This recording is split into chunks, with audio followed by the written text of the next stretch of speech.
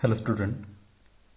बेटा आज के लेक्चर में हम कवर करने वाले हैं measurement of length bye direct और इनडायरेक्ट मेथड्स। ओके, तो पहले हम डायरेक्ट मेथड्स के बारे में पढ़ेंगे एंड उसके बाद हम इनडायरेक्ट मेथड के बारे में पढ़ेंगे। तो इसमें जो इनडायरेक्ट मेथड है वो काफ़ी इंपॉर्टेंट है, वहाँ से काफ़ी टाइम क्वेश्चन आया हुआ है। ओके, तो उसको अपन अच्छे से करना है। चलिए हम स्टार्ट करते हैं। तो फर्स्ट बेटा measurement of length bye direct methods. तो इस पे क्वेश्चन कैसे बनता है? डिफाइन लेंथ, लेंथ को डिफाइन करो। Name the device used for measuring direct the length. यहाँ पे कुछ डिस्टेंस गिवन फ्रॉम 10 की पावर -3 मीटर टू 10 की power 2 metres. Second one is to an accuracy of 10 की power -4 metre and third one is to an accuracy of 10 की power -5 metre. तो first हमने क्या डिफाइन करना है? लेंथ को डिफाइन करना है। Length is define as, it may be define as the distance of separation between two point in a space. तो जब भी हम किसी टू पॉइंट्स को स्पेस में डिफ्रेंशिएट करते हैं, सेपरेट करते हैं, ठीक है, तो उसको हम उनके बीच के जो डिस्टेंस हो उसको हम क्या बोलते हैं बेटा? लेंथ बोलते हैं। अब जो हमारे पास सेकंड मेजरमेंट है, जैसे 10 की पावर -3 मीटर टू 10 की पावर 2 मीटर्स, उसको मेजर करने के लिए हमें क्या चाहिए होता है? मीटर स्केल चाहिए होता है। सेकंड के लिए vernier callipers and third one is screw gauge और स्फेरोमीटर्स। तो ये जितने भी हैं वो आप लैब में पढ़ लेंगे सभी के बारे में, ठीक है। तो बेटा इतना इंपॉर्टेंट नहीं है, बट जो हमारा इनडायरेक्ट मेथड है वो काफ़ी इंपॉर्टेंट है। ओके, चलिए नेक्स्ट स्टार्ट करते हैं। Next one is measurement of length by indirect methods. तो इसमें जो फर्स्ट मेथड है that is triangulations method for the height of an inaccessible object. Okay, तो सबसे पहले क्वेश्चन पुट होता है कि what do you mean by inaccessible object. इसको समझ लो अच्छे से, तभी डेरिवेशन समझ आएगी। बेटा फिगर में एक माउंटेन है जिसकी हाइट हम h लेके चल रहे हैं, जो कि हमने फाइंड आउट करनी है, ठीक है। तो जो पर्सन है इनिशियल d डिस्टेंस पे खड़ा है। अब d से लेके b तक के डिस्टेंस का उसको पता नहीं है, ठीक है। सो d पॉइंट पे खड़ा है, d से b तक का डिस्टेंस उसको पता नहीं है। तो जब भी हमें किसी ऑब्जेक्ट का डिस्टेंस पता नहीं होता तो उसको हम बोलते हैं इनअसेसिबल ऑब्जेक्ट। क्लियर हो गया? ठीक है, वन मोर फिर से समझ लीजिए एक बार। A B is nothing but mountain, जिसकी हाइट हमने फाइंड आउट करनी है, जो कि हम एच लेके चल रहे हैं। ऑब्जेक्ट कहाँ खड़ा है बेटा? डी पॉइंट पे खड़ा है, ठीक है। तो डी से लेके बी तक का डिस्टेंस उसे मालूम नहीं है, पता नहीं है, तो उसके लिए ऑब्जेक्ट क्या हो जाएगा? इनअसेसिबल हो जाएगा। क्लियर हो गया? ठीक है। तो अब इसमें हमने इसकी हाइट फाइंड आउट करनी है। तो जो ऑब्जेक्ट है, जो पर्सन है, इनिशियली डी डिस्टेंस पे खड़ा है, डी पॉइंट्स पे खड़ा है। तो डी से जो इसकी टॉप पे जो एंगल बन रहा है दैट इज θ2। अब पर्सन ने क्या किया? स्मॉल डिस्टेंस कवर किया, स्मॉल डी, और कहाँ पहुंच गया? सी पॉइंट पे पहुंच गया, ठीक है। तो सी से इसका टॉप का जो डिस्टेंस है दैट इज θ1, और सी से बी का डिस्टेंस हम लेके चल रहे हैं, एक्स लेके चल रहे हैं, ठीक है। तो अब हमने दो ट्राइंगल है, जैसे हमने 10th में ऑलरेडी पढ़ रखा है ट्रिग्नोमेट्री, बस उसी को हमने यूज करना है। एक स्मॉलर ट्राइंगल है और वन इज बिगर ट्राइंगल। तो फर्स्ट हम ट्राइंगल ले रहे हैं ए बी सी, ठीक है, ए बी सी। हमने फाइंड आउट करना कॉट θ1 या कॉट थीटा। कॉट किसका रिवर्स होता है? tan का रिवर्स होता है। tan क्या होता है बेटा? Perpendicular divide by base. तो ये क्या हो जाएगा? Base divide by perpendicular, so x divide by h। अब बड़ी वाली ट्राइंगल ले रहे हैं, triangle A B D. Again हमने क्या फाइंड करना? Cot theta. तो again that is base divide by base divide by perpendicular, so base is nothing but d plus x. How much? d plus x, so divide by h। हमारे पास cot θ1 cot θ2 की value, अब दोनों को इसने क्या कर दिया? माइनस कर दिया, सब्ट्रैक्ट कर दिया। So first cot θ2 minus cot θ1, so value put की है, एलसीएम डी बटा एच, एक्स एक्स बटा कैंसिल हो जाएगा, डी बाई एच बन जाएगी वैल्यू, ठीक है। और इसको रीअरेंज किया तो लास्ट में हमारे पास जो एच की value that is H equal to D divide by cot θ2 minus cot θ1। तो यहाँ पे आप एक क्वेश्चन पुट होता है कि सर हम tan यूज़ क्यों नहीं कर रहे हैं, हम कॉट यूज़ क्यों कर रहे हैं? बिकॉज tan में भी तो आंसर आ सकता था।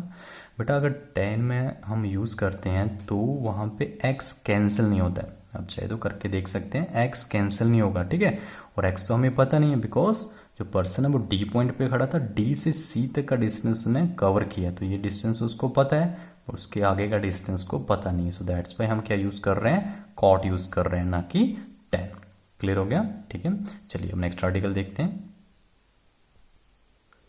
Okay, the next indirect method is parallax method. Okay, so बेटा इसमें वो डेफिनेशन पूछता है, जैसे क्वेश्चन लिखा हुआ है कि what is meant by parallax and parallactic angle, काफ़ी बार रिपीट हुआ है। How can be find the distance of the moon by parallax method. तो जो सेकंड पार्ट है जिसमें डिस्टेंस फाइंड करने को बोल रहा है, तो उसको आपको मैं फिगर दे दूंगा और साथ में फॉर्मूला, ठीक है, और कुछ नहीं लिखना वहाँ पे। बट जो स्टार्टिंग का पार्ट है कि पैरालैक्स क्या होता है और पैरालिटिक एंगल क्या होता है, वो काफ़ी इंपॉर्टेंट है। ओके, सो फर्स्ट बेटा parallax. Parallax is the apparent shift in the position of an object with the respect to another when we shift our eyes side by। इसका कहने का मतलब है कि जब भी किसी ऑब्जेक्ट की बेटा पोजीशन शिफ्ट होती है with the respect to the background, उसको हम पैरालैक्स बोलते हैं। एग्जांपल के लिए जैसे आपके स्टार ट्विंकलिंग करते हैं, ठीक है, तो उनकी पोजीशन कॉन्टिन्यूसली क्या होती रहती है बेटा, चेंज होती रहती है, उसको हम क्या बोलते हैं, पैरालैक्स बोलते हैं। एंड वन मोर शिफ्ट कि जब भी आप किसी ऑब्जेक्ट को देखो विद वन आई, ठीक है, दोनों आई से नहीं देखना, सिंगल वन आई से देखना है, ठीक है, तो उसकी जो पोजीशन है कॉन्टिन्यूसली शिफ्ट होती रहती है। अगर अभी एक आई से देखेंगे तो पोजीशन डिफरेंट होगी, आप सेकंड आई से देखेंगे और फर्स्ट आई को क्लोज करेंगे तो पोजीशन डिफरेंट होगी, तो उसको हम बोलते हैं पैरालैक्स, ठीक है। आप चाहे तो उसका प्रैक्टिकल कर सकते हैं। अब सेकंड आता है कि what do you mean by parallactic angle. So figure में ऑलरेडी गिवन है, L stand for left eyes, R stand for बेटा राइट आइज, ठीक है। तो ये हमारा ऑब्जेक्ट है, S is nothing but distance, कहाँ से, लेफ्ट आइज से, and again one more S is here, so वो भी क्या है, डिस्टेंस है, कहाँ से बेटा, राइट आइज से। तो लेफ्ट और राइट आइज के बीच का जो डिस्टेंस उसको हम B लेके चल रहे हैं, क्या लेके चल रहे हैं, B, जिसको क्या हम बोलते हैं, बेसिस, ठीक है, क्या बोलते हैं उसको, बेसिस बोलते हैं, ठीक है। सो ये जो बेसिस है ऑब्जेक्ट के साथ कितना डिग्री एंगल बना रहा है, ठीक है, L और R के बीच का जो ये एंगल है उसको हम बोलते हैं paralytic angle, that is called what, paralytic angle. Clear हो गया, ठीक है। तो इसमें जो दो वर्ड यूज हो रहे हैं, पैरालैक्स एंड पैरालिटिक एंगल, बहुत इंपॉर्टेंट है, तो उसको अपने अच्छे से तैयार कर लेना है। अब सेकंड पार्ट में आपको मैं फिगर दूंगा और साथ में सिंपल फॉर्मूला, तो अपना फिगर ड्रॉ कर देनी और फॉर्मूला लिख देना है, आपके कोई मार्क्स काटेगा नहीं वहाँ पे। Okay okay, so A and B ये दो डिफरेंट पोजीशन है अर्थ पे, एंड जहाँ पे that is nothing but moon, और we can say that star, कुछ भी ले सकते हैं आप, चाहे मून ले लो, चाहे सन ले लो, चाहे स्टार ले लो, ठीक है। जब ए पॉइंट से देख रहे हैं तो जो पोजीशन है वो एफ पे दिख रही है, बी पे देखेंगे तो यहाँ पे एफ पे दिखेगी, तो मतलब ये क्या कर रहा है, कॉन्टिन्यूसली शिफ्ट कर रहा है। ए से देखेंगे तो यहाँ पे, बी से देखेंगे तो यहाँ पे, तो इसको हम क्या बोलेंगे, पैरालैक्स बोलेंगे। और एक्चुअल पोजीशन कहाँ पे, एन पे है। सो यहाँ पे जो एंगल उसको हम θ1 ले रहे हैं बेटा, यहाँ के एंगल को बेटा θ2 लेके चल रहे हैं, ठीक है। और इसके बीच का डिस्टेंस बेसिस, इसको क्या हम बी, बट यहाँ पे इसने एस रखा सिंपल, सेंटर से डिस्टेंस डी लेके चल रहे हैं। अब ये θ1 है तो ये भी θ1 है, because this two lines are parallel, similarly θ2, so θ2 total angle कितना हो गया बेटा, θ1 plus θ2, so total angle is θ1 plus θ2। अब सिंपल फॉर्मूला लगा, angle, angle is nothing but arc divide by radius, तो arc is nothing but A B, A to B is arc, and radius is nothing but D, so D is the radius. इसको rearrange किया तो वहां से हमारे पास D आ गया directly, ठीक है। So A B divide by theta, A B is nothing but arc, theta is nothing but angle, ठीक है। तो आपने सिंपली फिगर ड्रॉ करनी है और ये फॉर्मूला लिखना है वहां पे, दैट्स इट, इससे ज़्यादा कुछ नहीं करना है। चलिए नेक्स्ट देखते हैं। Okay guys, the next article is what do you mean by inferior planets and superior planets। बेटा जो आर्टिकल मैं करवा रहा हूँ आपने वही कॉपी करने हैं, इसके अलावा कुछ भी कॉपी नहीं करना है, ठीक है। रेफरेंस बुक्स में बहुत सारे आर्टिकल्स गिवन है बट वो काफ़ी इंपॉर्टेंट नहीं है, दीज आर नॉट इम्पॉर्टेंट, सो उनको हम कवर नहीं करेंगे, ठीक है। सो फर्स्ट inferior planets क्या होते हैं, sir the planets which are closer to the sun than the earth are called inferior planets, ठीक है। तो जो planets अर्थ के जो सन के क्लोज हैं than that to the earth is called what, inferior planets। Example के लिए Mercury and Venus are the inferior planets। Second one is superior planets, the planets which are farther from the sun than the earth are called superior planets। so इसके लिए example के लिए जो हमारे पास Saturn हो गया, यूरेनस हो गया, नेपच्यून हो गया, प्लूटो हो गया, these are the superior planets, okay. तो इसको अपने डेफिनेशन से याद रखने की, इन्फीरियर क्या होते हैं और सुपीरियर क्या होते हैं।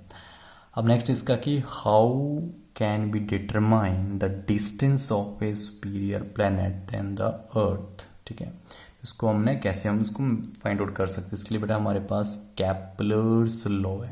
कौन सा लॉ है? कैप्लर्स लॉ है. 6 यूनिट में जाके पढ़ेंगे, यहाँ पे हमने सिंपल इसको याद रखना है. Okay, so Kepler's law. So बेटा अकॉर्डिंग टू कैप्लर्स लॉ जो टाइम पीरियड होता है किसी भी प्लैनेट का, दैट इज उसका square is directly proportional to a cube. A is nothing but semi major axis, को कि हम डिस्टेंस बोल सकते हैं या फिर रेडियस बोल सकते हैं. ठीक है, so it states that the square of the period of revolution of a planet around the sun is proportional to the cube of the semi major axis. Semi major axis is nothing but that is a radius. Okay, तो जितने भी planet हैं वैसे तो वो elliptical path follow करते हैं सन के अराउंड, बट हम क्या लेके चलते हैं? स्क्वायर लेके चलते हैं. ठीक है, तो स्क्वायर का जो रेडियस होगा उसको हम ए लेके चल रहे हैं, तो T square is directly proportional to a cube. Okay, तो यहाँ पे यहीं तक करना है अपने पास. ठीक है, ज़्यादा नहीं करना है इस पे. Clear? Okay, the next one is indirect method for measuring small distance. पहले जितने भी हमने आर्टिकल किए बेटा बिग बिग डिस्टेंस के थे, अब स्मॉल डिस्टेंस के लिए. इसमें बहुत इंपॉर्टेंट है atomic radius by Avogadro's method. ठीक है, सो इसमें हम एवोगाड्रोज मेथड यूज करेंगे to determine to find the radius of the atom. ठीक है, तो अब इसकी डेफिनेशन क्या है? तो डेफिनेशन में बोलता है according to Avogadro's method the actual volume occupied by the atoms in 1 gram of a substance is 2/3 of the volume of 1 gram of the substance. इसके कहने का मतलब है कि टोटल वॉल्यूम में से ओनली 67%, 2/3 का मतलब 100 को अगर हम 3 से डिवाइड करें तो 33 आता है अप्रॉक्स, और उसका हम डबल करें तो 66 आता है, 67 आता है. मतलब ओनली 67% जो वॉल्यूम है वो एटम्स में एटॉमिक इलेक्ट्रॉन्स जो हैं वो कवर कर रहे हैं, और बाकी जितना भी स्पेस है वो वेकेंट है, मूव करने के लिए फ्री है. ठीक है, मूव करने के लिए. ओके, तो इसकी जो डेफिनेशन आपने यहाँ से कॉपी करनी है अकॉर्डिंग से लेके टिल अप टू हियर तक.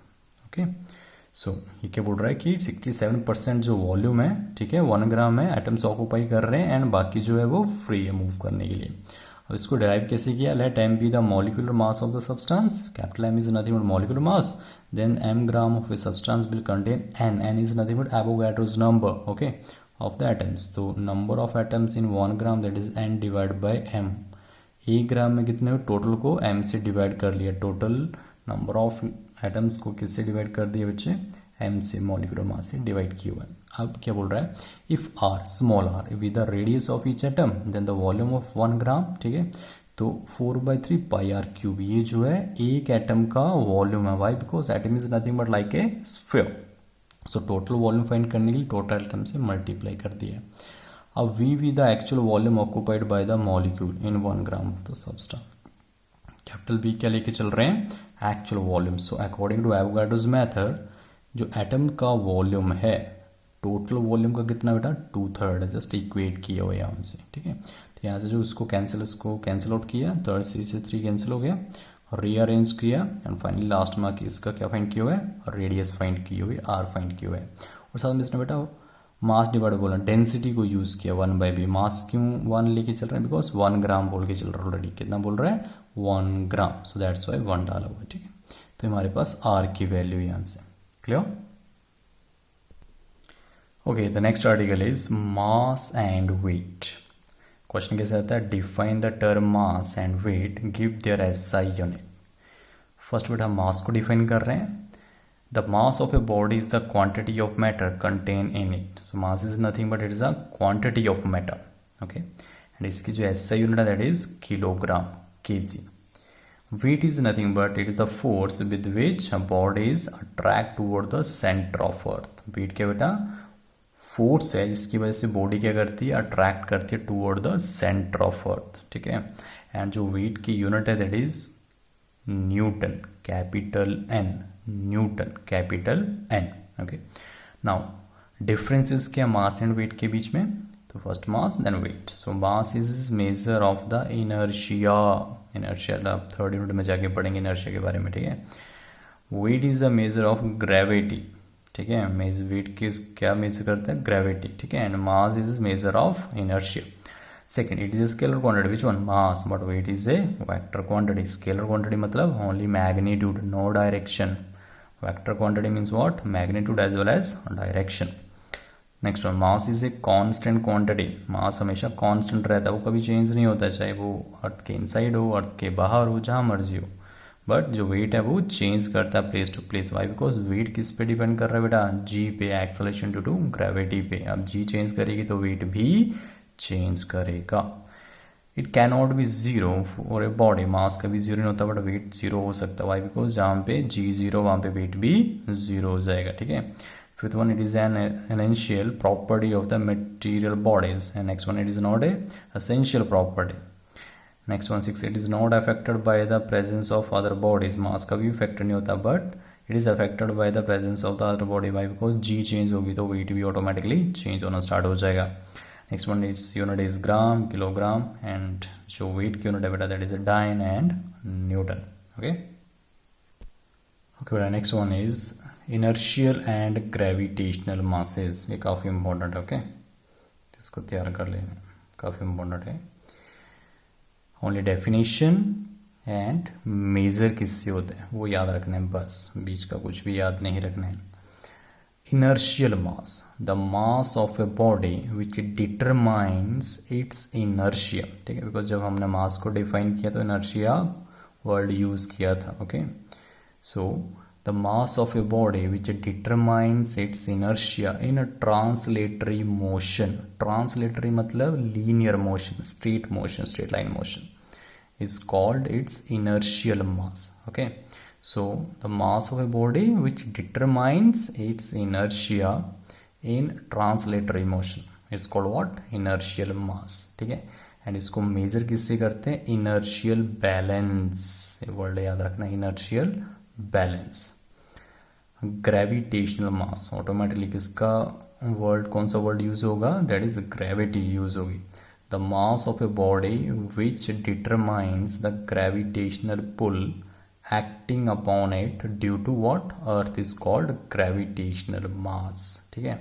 So mass of a body which determines the what, gravitational pull। So जिसकी वजह से, जिस मास की वजह से क्या डिटरमाइन करते हैं बेटा, ग्रेविटेशनल पुल को डिटरमाइन करते हैं।